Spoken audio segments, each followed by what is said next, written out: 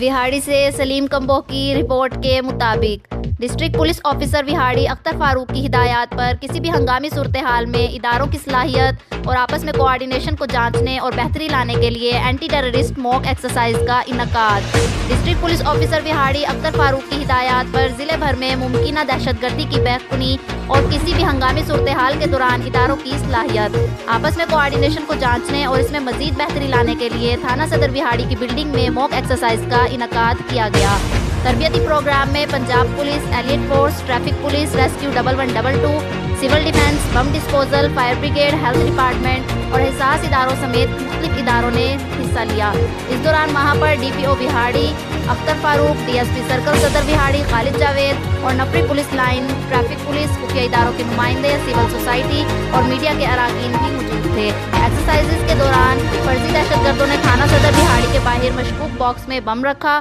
جس پر سیکیورٹی اداروں کو اطلاع دی گئی، جنہوں نے کامیاب آپریشن کے بعد فرضی بم کو ناکارہ بنا کر دہشت گردوں کو گرفتار کر لیا۔ Subscribe to our channel, clicking subscribe button and bell icon.